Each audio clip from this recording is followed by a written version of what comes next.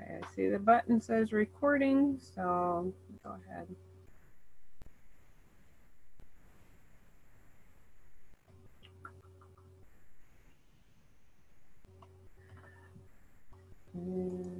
Except for I didn't share this. I didn't share my screen, so you can't see my PowerPoint yet. Not yet. All right, let's go here. Okay, start here.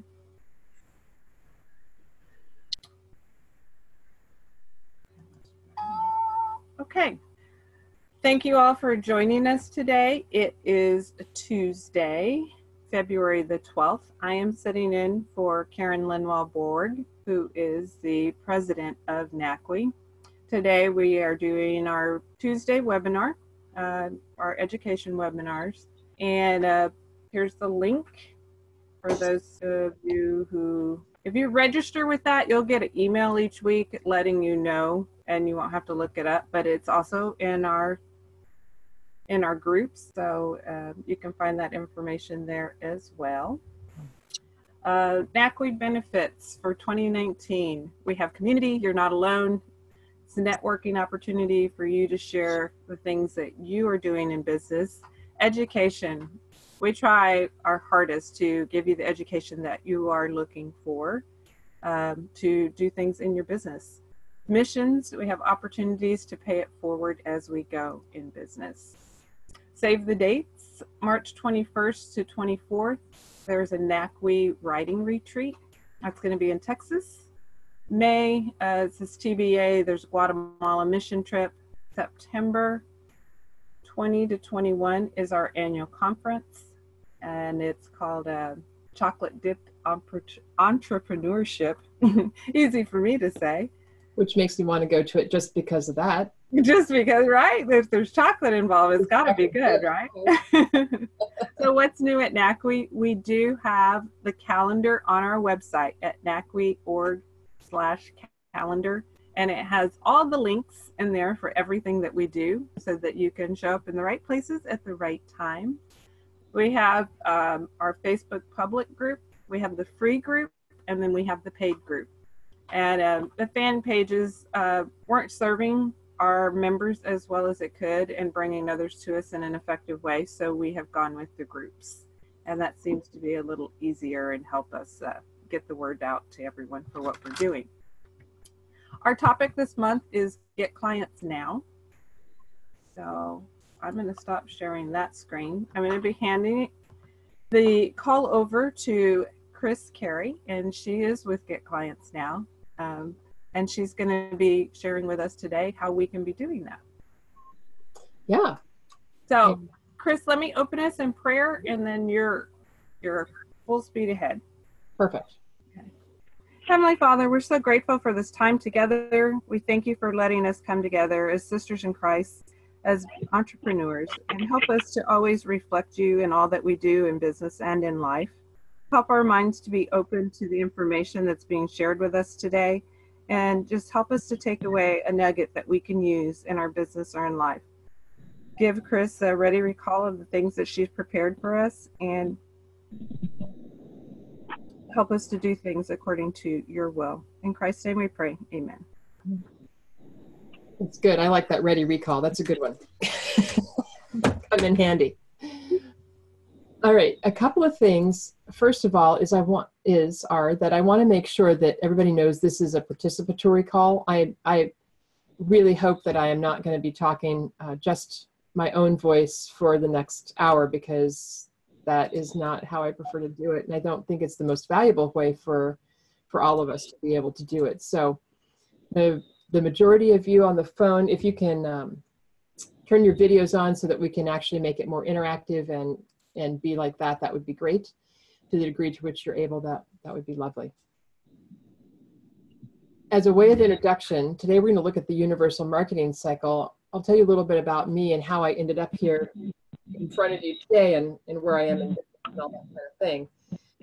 I am Kris Carey, and I have been in business for over 16 years. And I've been friends with this lady, C.J. Hayden, who wrote this book called Get Clients Now.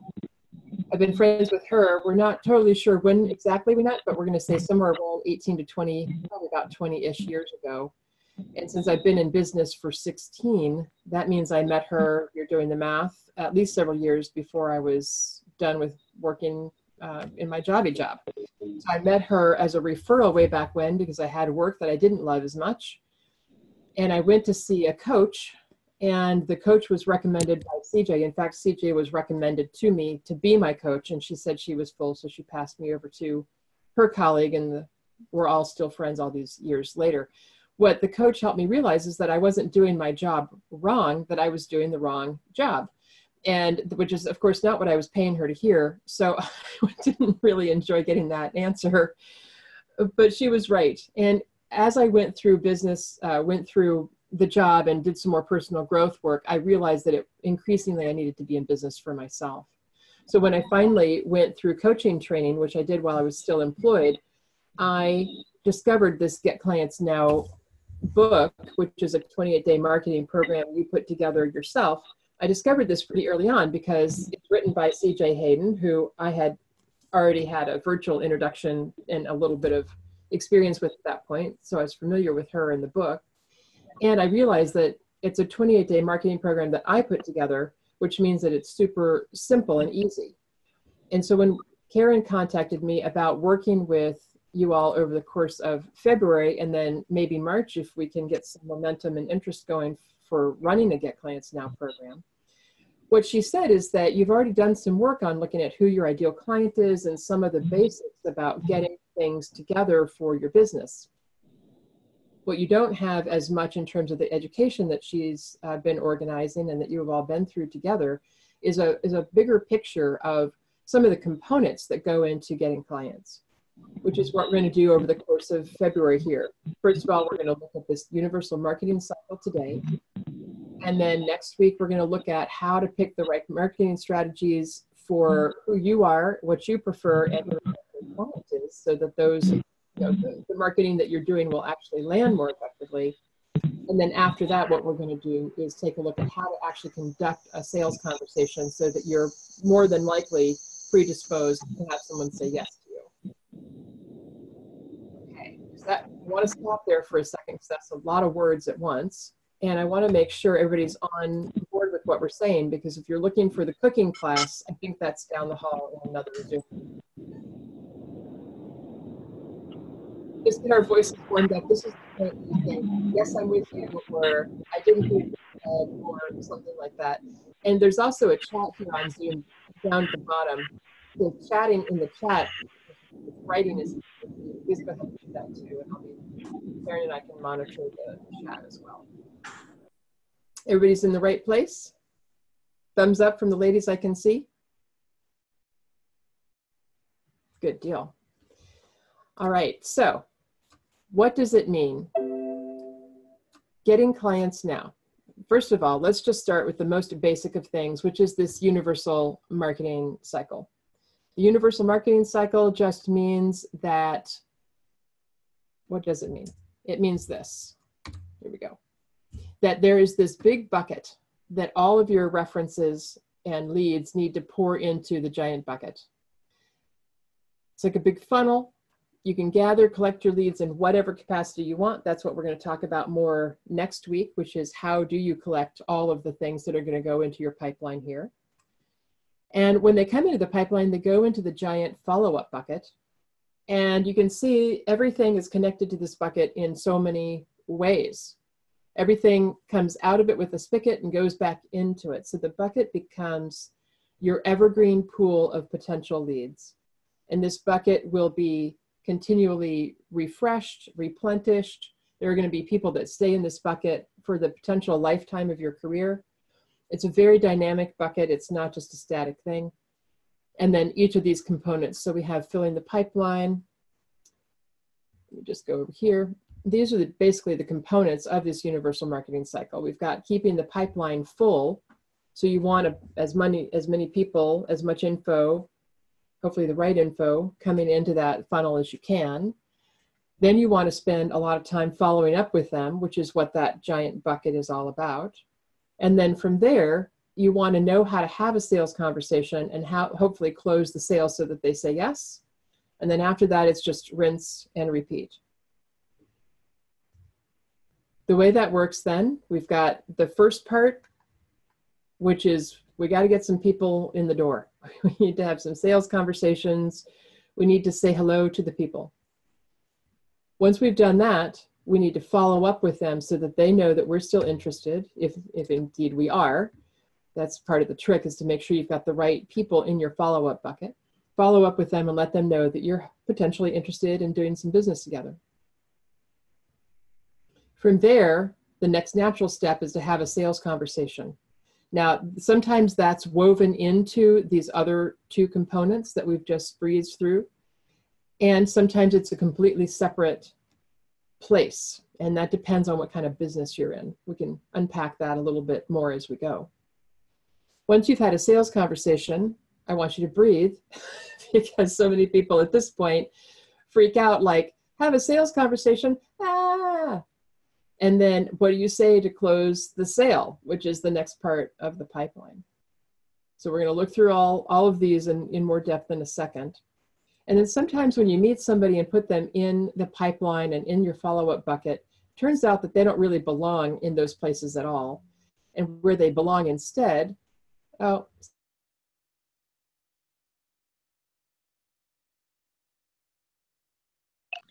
oh, there we go. Sorry about that. I got kicked off of the Zoom.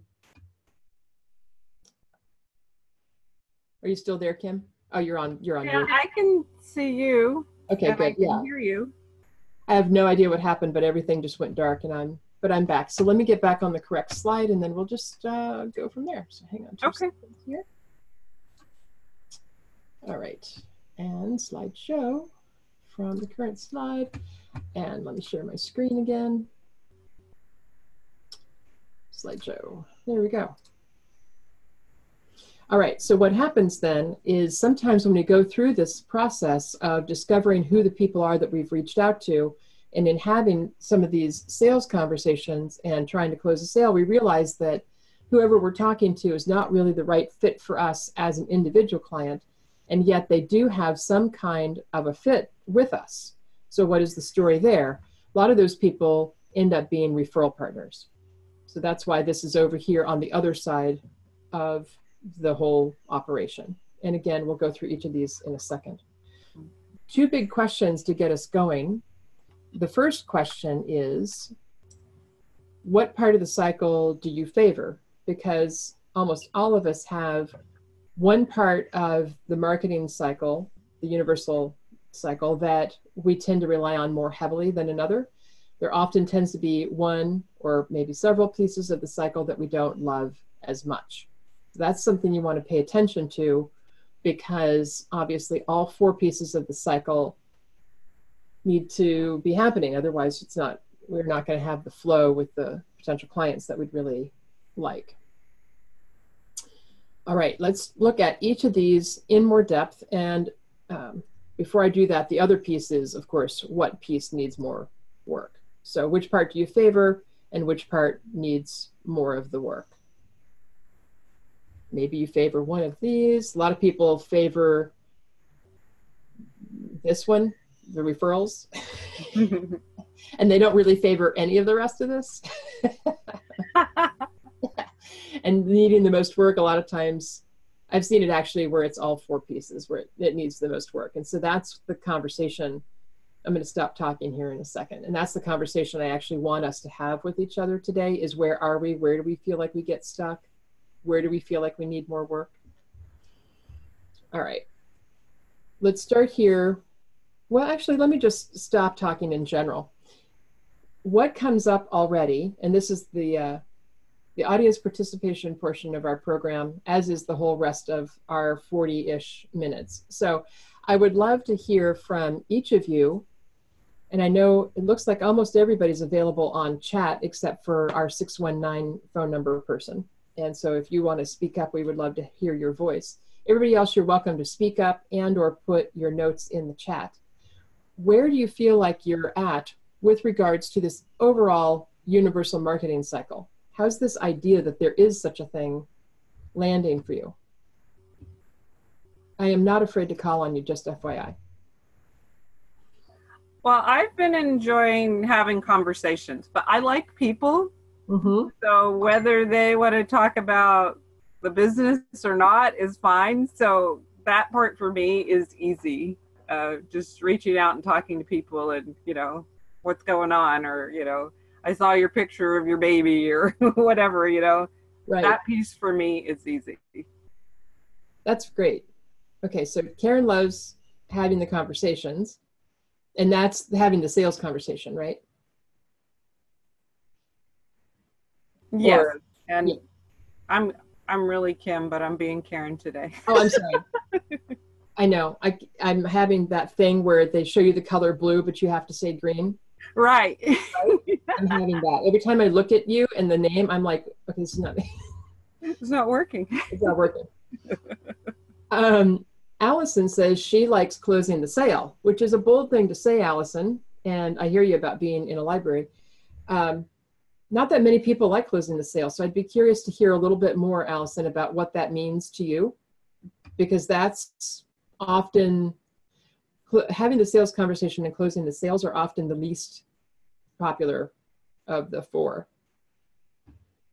Dahlia says she's having trouble with the sales conversation and closing the sale, that she's good at attracting the prospects, which is fantastic because, quite frankly, most of us in business, including me, don't have a big enough follow-up bucket. I don't, it's been my consistent thing over all these 16 years that I can follow up with people, and it would be really great if my follow-up bucket was bigger, fuller. It just makes it easier, then it's more about just going through the numbers and those kinds of things rather than something weighty hinging on each person, which kind of changes the energy of how you interact with them. Kris, this is Joyce, and I'm rather new, and so just talking about the business or what I'm going to be offering has been fairly easy, but then it just seems to be kind of filling the bucket and not going anywhere else. And so I guess just, having the conversation and closing the sale is what's difficult for me. Right. Okay, good. And we can go through each of these four components to unpack what each of them mean a little bit more clearly, which will also help Joyce and everybody else get you moving more effectively. And especially if you're new to business, it's great that you're getting yourself out there and allowing yourself to meet people and have some conversations. And it's not uncommon to not know where to go with those conversations once you've said, hi, this is what I do. And then everybody kind of stands around and looks at their shoes. Or something. Exactly. Right. Exactly. That's why we're going to do a whole hour on just that, having a sales conversation thing, because it's a pretty big deal. Dahlia adds, or is it Dahlia or Dalia? I think I'm saying your name wrong. If you could phonetically type it out for me. So Dahlia, okay, says that she likes to follow up, but they don't answer the phone or the email, which is pretty normal stuff, which is why we like to have a sales, some sort of a stay in touch strategy with people, whatever that is. Sometimes it's a newsletter. Sometimes it's an invitation to an event. I've got a client who's a high wealth, net worth financial advisor person. And so for her, she passes along a lot of articles of interest to her clients who are investors. And she also has a lot of events going on in the financial realm where she can invite clients as an educational thing. It also serves as a marketing strategy of staying in touch. So yes, the phone is great because that's the direct contact with folks. And just as a foreshadowing for next week, we'll be talking specifically about these different marketing strategies. And you'll notice here that direct contact and follow-up is the main most effective strategy. So if you're doing phoning or emailing, that's the best. And then networking and referral building is next, public speaking, then writing, then promotional events, and then advertising at the bottom. So we'll go through that in more depth, like an hour's worth next week. So in general, good that you're following up. So that's nice. And then Allison says she doesn't like the chat as much as when the light bulb of business as when the light bulb of our business lights up for the client and they're ready to chat about the numbers and details. Yeah, exactly. Yeah, newsletter idea is easy. Okay, good. Who else did we miss? Karen, where's easiest for you? You've already said you like having the sales conversation. Or I'm Kim, sorry about that. Lugin, I'm so bad with the name. I'm so sorry. Speak up and correct me. You're on mute, my dear. There you go. You're unmuted now. Go ahead. Thank you. Say your name for me so I don't mispronounce it again. Lugenia. Very good. Thank you, Lugenia. Which part of this universal marketing cycle feels where you have the easiest time? The easiest time is I tend to forget to ask for additional referrals. So the easiest time is actually having a conversation, but my challenge is staying on track with closing the deal. Right. That totally makes sense. And if you don't mind me staying with that for a second, do you have some kind of a CRM or a place where you're tracking who you've said what to who, some kind of a sales pipeline or an Excel sheet or a stack of 3x5 cards, whatever it might be?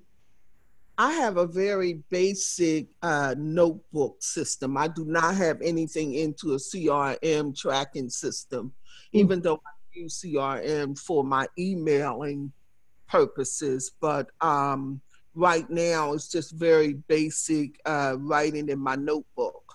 Mm-hmm. Yeah, it doesn't really matter so much what you use. It's just that you have a system that you actually will return to. Does it, if you feel like the note does it feel like it's working for you, or? Well, for now it's working. I mean, too many, I need to keep things very simple, you know, and too many steps become overwhelming. I hear you. Good. Yeah, cool.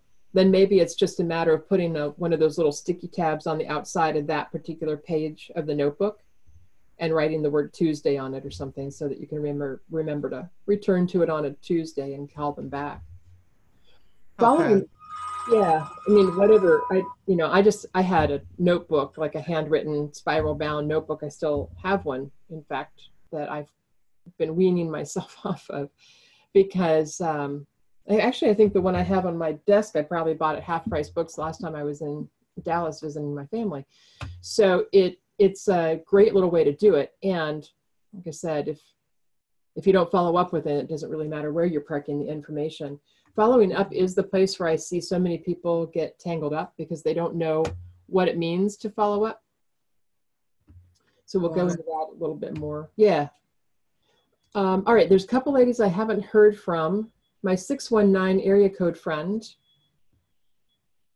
Can you, oh, and by the way, Kim, you can change everybody's names, you know, if you just click on that little blue box at the top.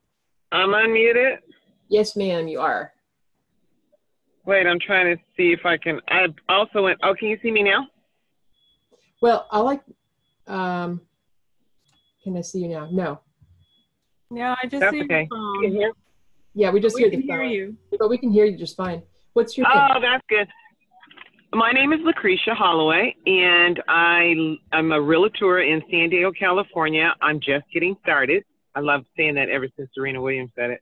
And as far as this, well, everybody's saying it now. I mean, even President Trump said it the other day. We're just getting started in his union speech. So I think it's a good mindset to have.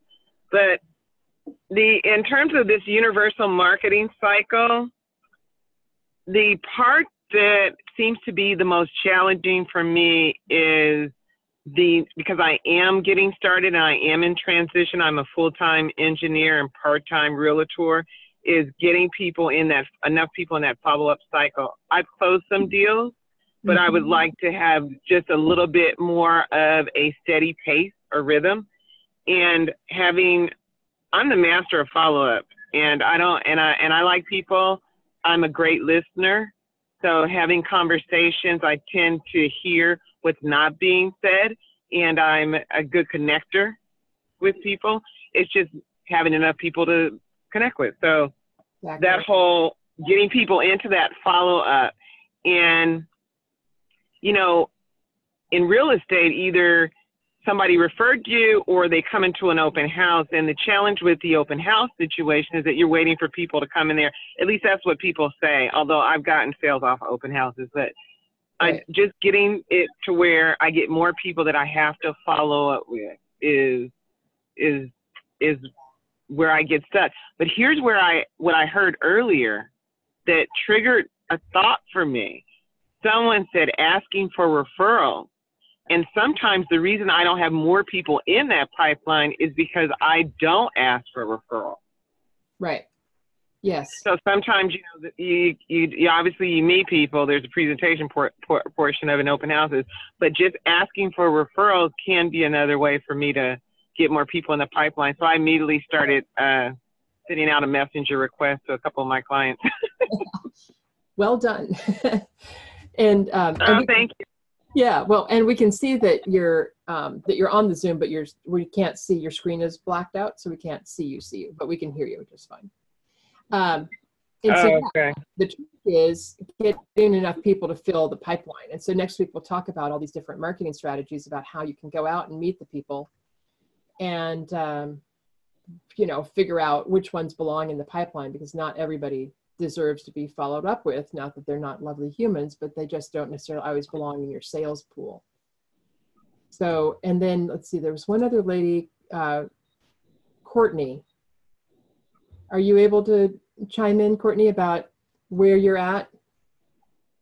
Okay, just getting started filling the pipeline. Does that feel like a struggle, or is it feeling easy? Okay, good. So she's having an easy time getting her pipeline started. Let's take a look then at what this is all about. When we fill the pipeline, what are we really talking about?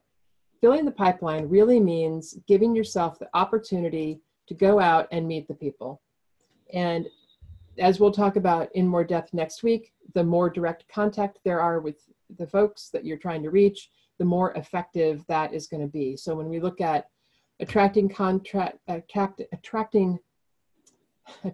contacts or gathering leads or whatever it is, people say, how do I attract qualified leads? What does that even mean? And I know, because I've worked a lot with real estate agents and other people like that, you know, the more we talk about that kind of stuff, then the attracting leads, attracting the qualified leads, I don't like to use that language because it doesn't connect with that part of my brain that makes it feel real. What we really want to look at in languaging it differently is this idea that we want to fill the pipeline with people that we think would be fun and interesting and profitable and who share our same values and that kind of thing. So when you're talking about filling the pipeline, you really want to think about, again, all the work you did in January and before this, about who are your ideal clients? Who are they being? What are their qualities? What do you have in common with them? And then we start to look for ways to fill the pipeline with those kind of people. So again, next week, we'll talk more about the marketing aspect of that. When we look at following up, there are so many ways to follow up with folks. And we've already had email and phone call come up. Those are the two most obvious ways. A lot of times when people follow up with others, they want to do it in something that's an extremely passive way. Email is fairly passive. You do reach out to them directly, but you know how many emails each of us get each day, and it may or may not be super effective. A lot of people do have a follow-up strategy of newsletters I mentioned earlier. So this is like, I have MailChimp, and I used to use Constant Contact back in the day. I've worked with ActiveCampaign and Aweber. These are all these online ways to, and Infusionsoft is the one that all the cool kids seem to have right now. There are all these ways that you can follow up with people more actively or passively. And so the more active the follow-up, generally that also lends itself to being more of a possibility that they'll say yes. So going back to my client who's a financial lady, when she follows up with people, she often sends a thank you note. Oftentimes it's a handwritten note, especially in a field where there's so much information going out. It's a high touch field. There's a lot of fields that are high touch and high tech. A lot of people tend to rely on the high tech and not so much the high touch. And again, that puts us at the bottom of this how effective are your marketing strategies? So if you're being too high tech, you're down here and you're not close enough to the people. So the strategy may or may not be as effective. So if you're going to use technology, my friend Katerina always says, you want to do high touch and high tech. So she does newsletters, she sends out articles of interest, she hosts a lot of events at this meeting space that she has. I'm in San Francisco. She actually established a women's entrepreneur center, which I'm sure she would love for you all to come to if you're ever here in the Bay Area. It's right in the outer section of San Francisco, out by the beach. It's really quite nice. So when she follows up, that means she's inviting somebody to an event, not unlike my financial lady. So follow-up can look all kinds of ways. Yeah, Allison says you're spot on about the personal high touch. So that's really, follow-up really doesn't have to be anything fancy schmancy. We just want to make it feel as personal as possible. And I'm shopping for a new car, at least in my mind's eye, so we'll see what literally ends up happening. But in my mind's eye, I'm looking for a new car. So I went and drove a few cars over the weekend, and I went to this really nice dealership. It was the car I liked the best. We'll see what I end up doing with that, because they don't have the exact thing I want. And the sales manager, not this guy that was my salesman, but the sales manager of the whole enchilada, sent me a thank you note, which was really great. Super high tech because it's an email thing. Where is it? Oh, and here's another one. I got a postcard in the mail today from a different dealership. So this is interesting. Doesn't have my name on it though. It says Dear Marie, which is technically my first name, but that tells me that they got my name from the voter rolls, because nobody since my 8th grade science teacher has ever called me Marie, unless it was my mom and she was mad. So it's interesting.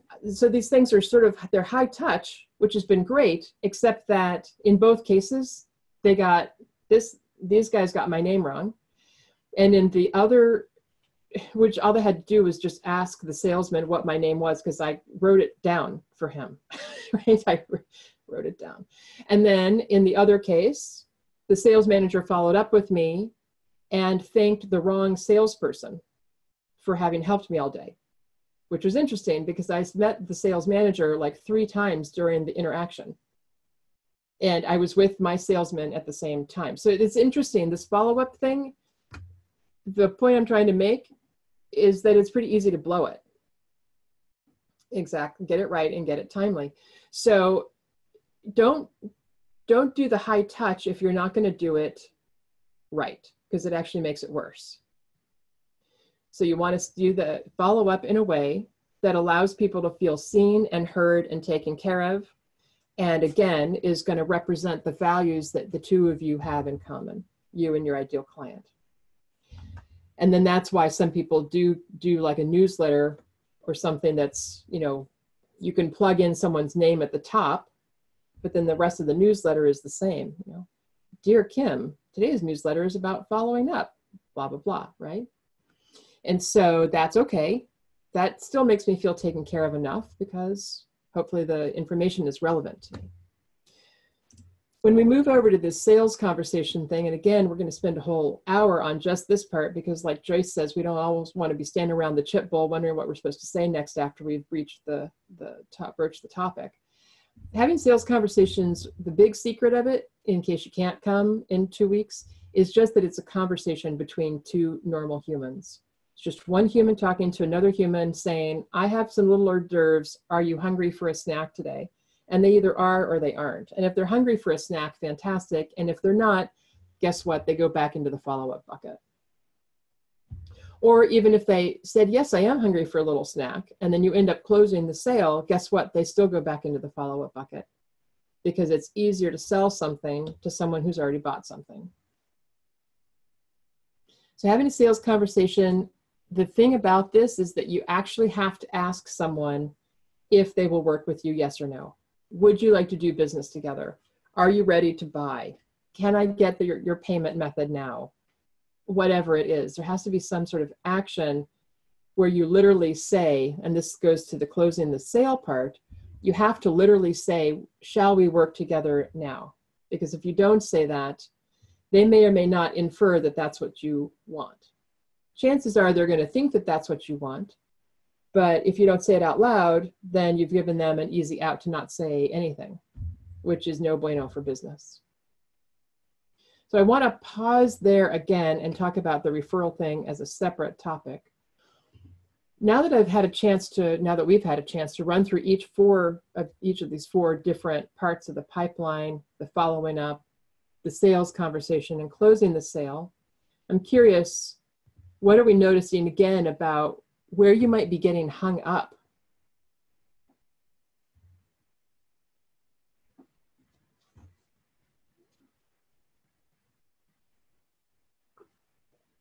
Kim, I know you're debating there.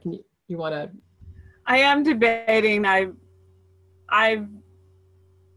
may be gathering leads, because collecting referrals is kind of like when I get a no, I've been asking that person, well, if this isn't right for you right now, keep me in mind if you know somebody else that it might be a fit for, that kind of thing. Mm-hmm.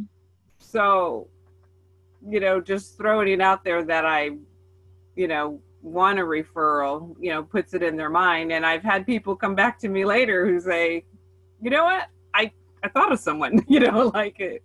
Right. Like they don't know on the spot. Well, and so let me go ahead and talk about the referral thing for a second, because I know it's going to come up with a couple of other ladies too. Getting referrals is really doing exactly what you just said, right? You're following up with them to find out if there's an opportunity for you all to stay in touch at all. Often you're getting referrals from former clients, or it's a lot of times it's someone who's a complementary service to your same ideal clients. The two of you share a target market of some kind. Yeah. And then you do have to have the boldness to have it come out of your mouth like, okay, if it's not right for you, is it maybe right for somebody else or if the timing's not right, that's okay. I'll just stay in, I'll put you in. I gave a speech to a realtor group actually a couple of weeks ago, and the email I sent out to the people that I chatted with after who gave me their business card said, I look forward to our paths crossing again soon. And in the meanwhile, I've added you to my newsletter list as a way for us to stay in touch between now and then. So just pretty easy breezy, right? And there's a huge unsubscribe button at the bottom. It's not like it's hard. And, the other thing about following up with folks, I don't use networking almost at all as my marketing strategy. I tend to rely on other things instead. But the times that I do go networking, or like this when I give a speech and people come up to me afterwards and give me their card with the assumption that we're going to stay in touch, I can't tell you how many times I've given my card to someone in a similar situation and I've never heard back from them at all. It's just crazy. I mean, they've just given you permission to contact them, and then you don't, or vice versa. And as bad, quote unquote, as I feel like I am at following up at times, it's shocking, I tell you, shocking, how often I am the one that does the follow-up. And going back to what Legenia said, it's because I've put that little tab to remind myself to do it, or I've set a specific time on the calendar. Like if I do a speaking event, then I like to have a separate hour or so after that where I can gather everything, get it all plugged into my system. I have email templates that I work with that I always customize for every group. So I have something to work off of, but I don't have to recreate the wheel from scratch per se. And I'm not sending out something generic either, right? It's very specific to who I spoke to about what. So it's an interesting thing. Allison is saying she's learning to restructure the benefits explanation to see what some different aspects of what she's offering and what resonates with each individual. And I like that a lot. I'm wondering, Joyce, if there might be some of that going on too when you're new in business for you. when you're new in business, you may not know what to say to people because you're still trying to figure out which piece is going to land the most. Certainly it seems like that's true for Allison. How's that for you, Joyce? That's true. I'm not sure to say. And something you said a while ago that just kind of made a comment about, and having the sale conversation and making the phrase that kind of came to my mind is invite the yes. Mm-hmm. And so, and that's where I haven't really gotten to that point. So I just need to, like I said, I'm new, and it's just learning all of this and just being bold and just getting it into my language. Yes, exactly. And the best way to do that is to say it over and over and over again to as many different people in as many different ways as you can. And at some point it will naturally come out of your mouth, and you'll know that is the way to say it, because you'll see how it lands, and then you'll also see how it feels. Okay. Yeah. Virginia, let me loop back around to you. You'd think I'd eaten a bunch of tongue ties or something right before I got on the line today. Let me ask you, Virginia, if we're talking about follow-up as a place that sometimes you get stuck, anything that we're talking about here feeling like it might help you get unstuck a little bit? And you're still on mute in case you're chatting with us. Can you hear me? Yes, ma'am. Are you able to hear me? Yes, we can. Can you hear me? Yes. Okay, great. You just said something powerful about exchanging business cards. You gave me a brand new perspective, another way to look at it. When someone gives me their card, they are giving me permission to call them. And I've never looked at it that way. And that's powerful for me. Absolutely. Yeah, I'm always taking the card and logging it in, but never really taking them up on this action of calling them. Yeah. Yeah. Well, and I there's had a shift right there. Wow. Wow. That's brilliant. That's so brilliant. Absolutely. And, I don't want to be sexist here, but as women, we tend to be way too shy about following up in that way. I think that's my struggle. I think you hit the nail on the head. I think that's my struggle, particularly when a man gives me a business card. Right. Like they're going to go, oh, your struggle is to go ahead and follow up with them if they're a guy. I feel that I've held myself back as a woman and don't want to be perceived as being perhaps maybe aggressive. Is that it? Yeah, absolutely. And then, in fact, I'm looking for the name of a book that I haven't read yet. And let me see, all titles, audio. Okay. And I think it's called Women Don't Just Ask. Yeah. I just want to throw out, she mentioned the word aggressive. Mm-hmm. Being assertive isn't aggressive.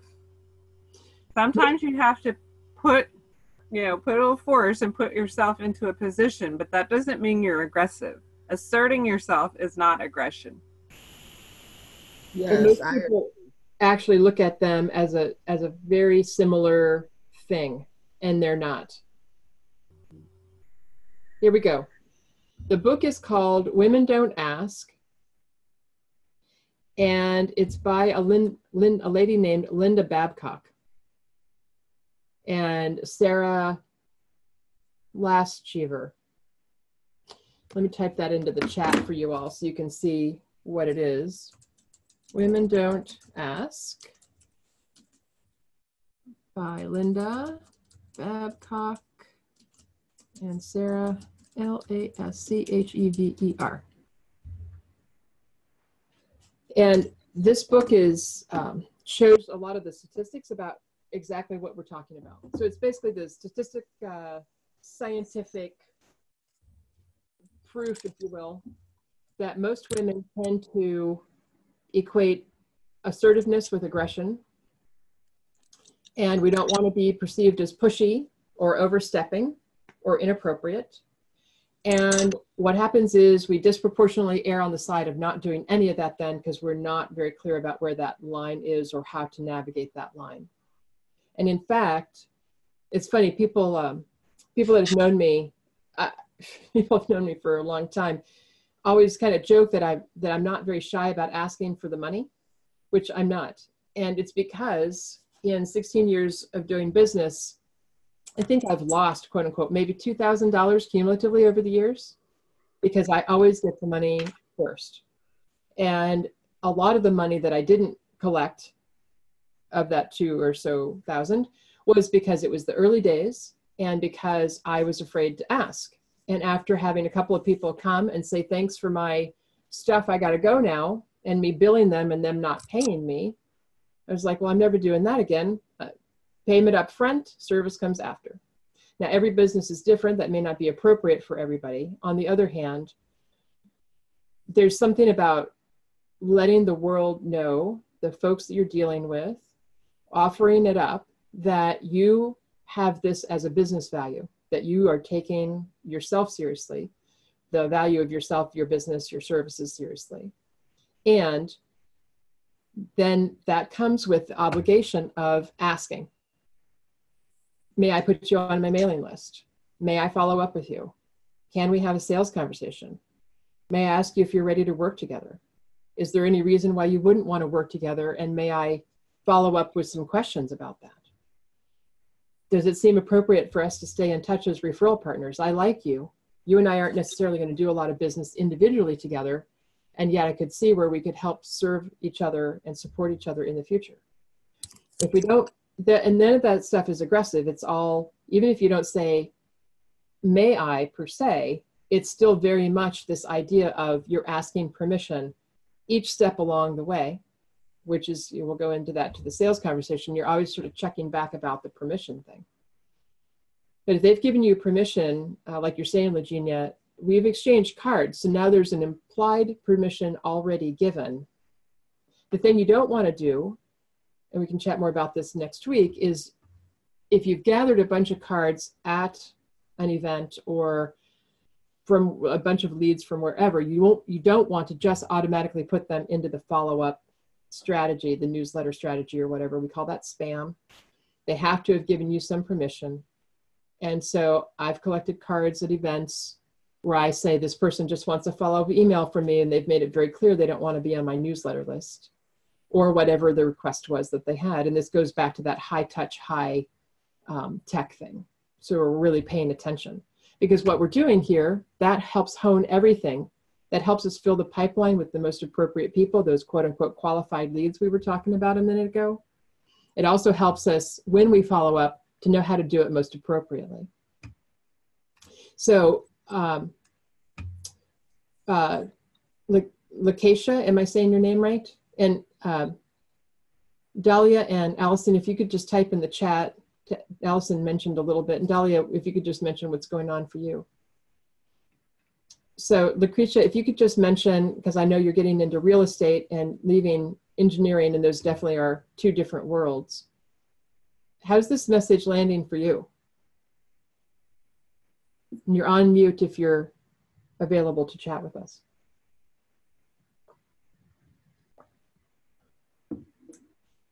Okay, so if you're there and you come back, just go ahead and unmute yourself and say what's on your mind.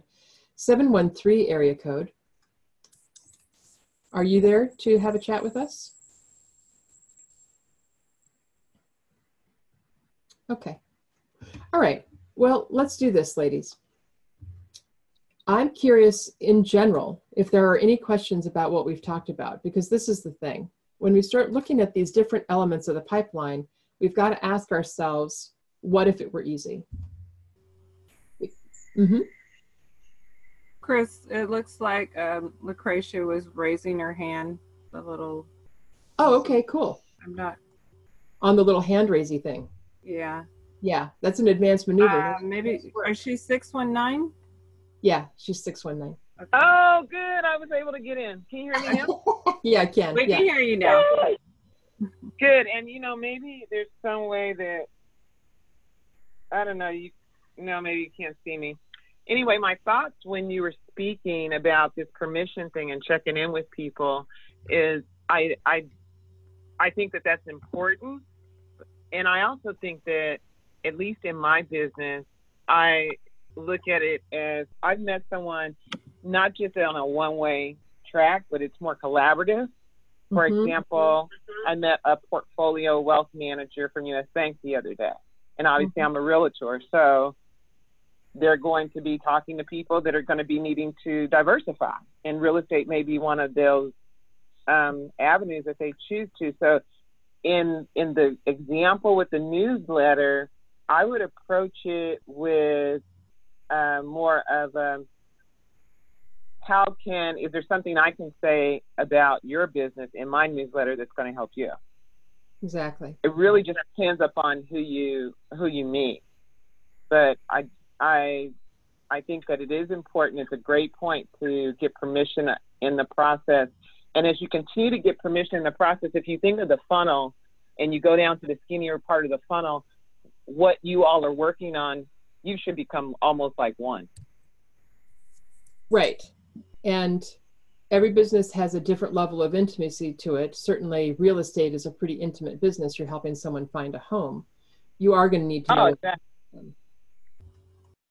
Exactly. The connection, at least for me with real estate and the draw, was that I'm a civil engineer. So I'm a builder, and my long-term plan was always to get into land development and do phase 1 site assessments, since my background is civil and environmental engineering. So there's a collaboration there for me. Right. Exactly. Residential. I do residential real estate right now, though. Yeah. Well, I wish you guys could see me. I don't know how to make myself not. Yeah. Well,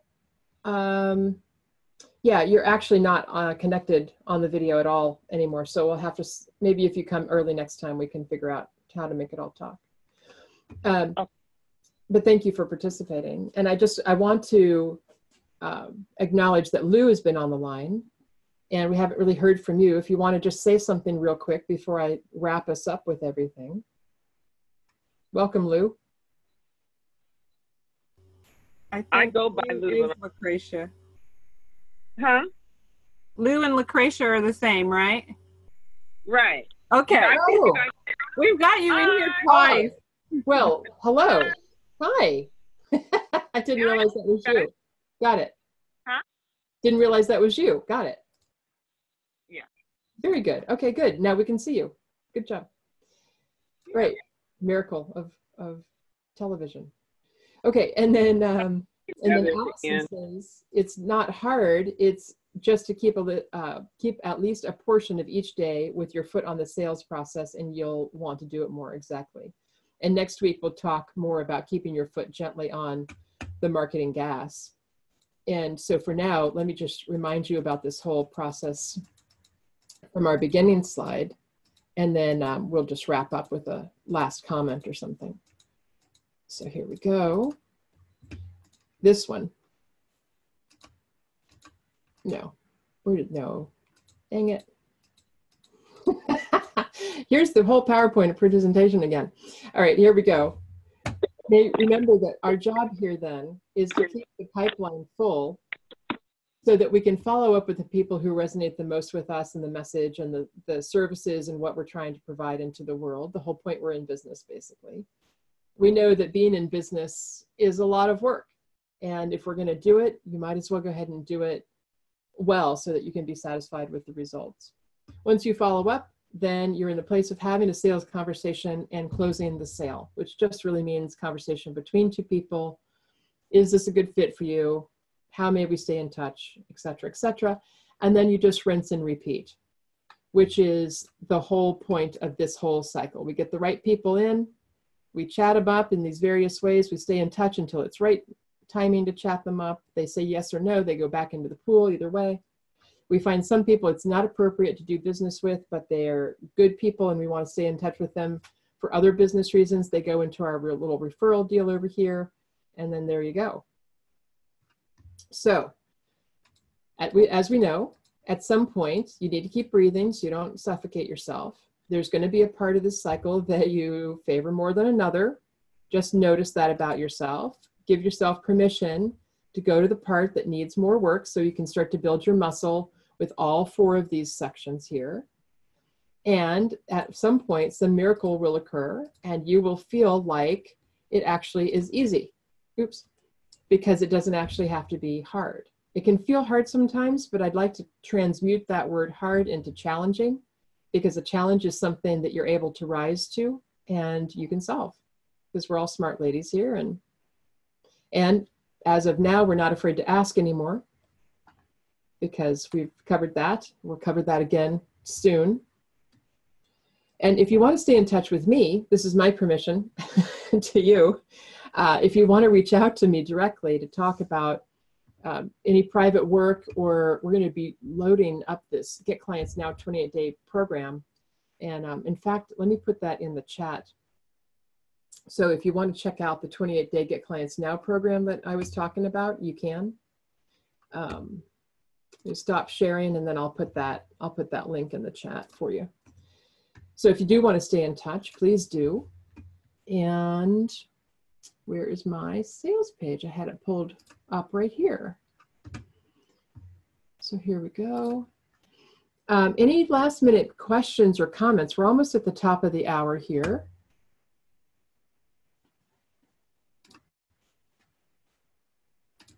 Yeah. Has it felt like a helpful hour that you've just spent talking about getting clients?